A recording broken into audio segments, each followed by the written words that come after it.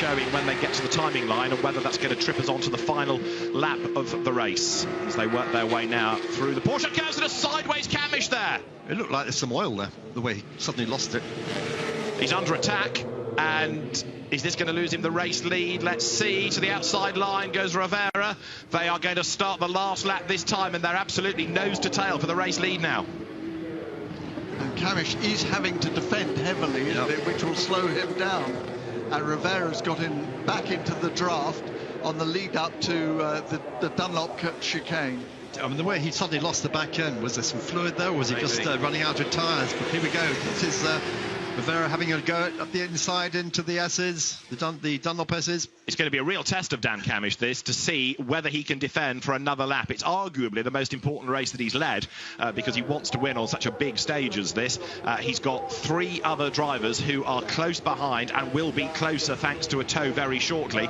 He's got to position the car for the rest of this lap absolutely right to make sure he can stave off the attack, and that pressure is going to get ramped up in a moment when they hit the Mulsanne straight. And Zamparelli seems to be getting into the mix as well. He's with it. It's the replay. Yes. Good save by Camish, wasn't it? Yeah. Yep. But they were all right on the limit through that. So down they come, nose to tail for the 2 race leaders. Rivera, knowing he's running out of options now, makes his move, goes to the outside line. Dan Camish hugs the inside line. Rivera's going to draft past, but can he get the job done and cut across? And even if he can Camish then fight back on the next part of the straight? Well, Camish will keep the lead, first of all, late on the brakes. Comes into the chicane. Does he run out wide? Has he got it all under control? So far, so good. Very neat. Rivera second then, Zamparelli third, he's not out of the hunt yet, and then it's Ian Khanguven in 4th place. Charlie Eastwood is up into 25th and has done the fastest lap of the race, the double winner at Donington in Carrera Cup GB. Here come the race leaders then, and the move is made to the outside line now by Alessio Rivera. This time he's alongside, but once more Camish has hugged that inside line. Rivera is going to have to be really brave to drive all the way around the outside here. He's not going to be able to do it, is he? No, Camish brakes late, hangs on to the lead. But he's going to go wide, he's going to go in too deep and run out wide. Is this going to be the chance for Rivera? Yes, it is. Camish over the curve and back on again. That forces Rivera wide, but Alessio Rivera does go through. And now Zamparelli might have a chance to challenge as well, Mark. Yeah, and Zamparelli, of course, British Championship as well. So this is double whammy for Dan Camish if Zamparelli can get past him, because that's taking valuable points away from his championship. Some fiberglass in the air there, so there was obviously a touch. Yeah. Camish to the inside, he's done this to Zamparelli. He looks, he can't do it. Guven goes 4th, 3rd, 2nd and off. So that's him out of the game, I'm afraid. Right. He had a go, but it didn't work for him. Down to 3 cars then, Rivera, Camish and Zamparelli as we come now down on the run to Indianapolis. Long way, fastest part of the circuit. And the car's moving left and right across the road as they try and break the slipstream effect being afforded to the car behind. So Alessio Rivera leads the way. Is he in the right place at the right time? Camish wants that lead back. Zamparelli, who led early on, is doing his level best to get back in and amongst them, coming up towards Indianapolis. Camish on the outside line, he's going to go through. Great stuff, right round the outside into the lead of the race.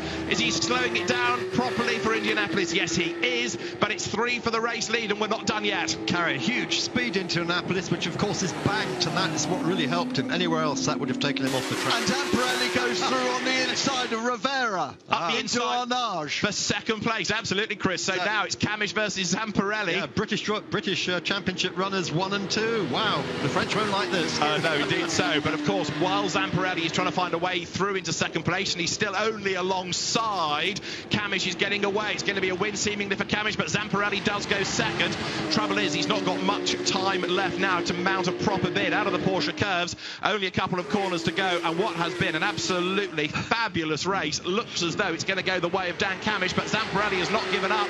He's closing as they come through the Corvette curve, then now down towards the Ford chicane. Checkered flag at the ready. Clock has hit 0. Camish leading the way, but unless Dino Zamparelli can have a real banzai effort up the inside, I think he's just left it a bit too late. There's a flash of the lights to try to unsettle Camish into the chicane, but Dan Camish then for Redline Racing, he's going to do it again. It's going to be yet another victory for him in Carrera Cup GB, a 28th career win as he comes up towards the line. Dan Camish wins at Le Mans. Dino Zamparelli second, third Alessio Rovera.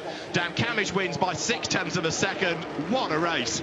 Great fun. Wow. Great fun. We were so lucky to get such a good race after the disasters at the first corner. Yeah. Terrific. And of course, starting second and third in that race, the reserve positions, and Florian Latour taken out in that first corner. Great shame for him, but well done, guys. Marshall's then sending him off into their paddock so they don't have to go and complete another lap.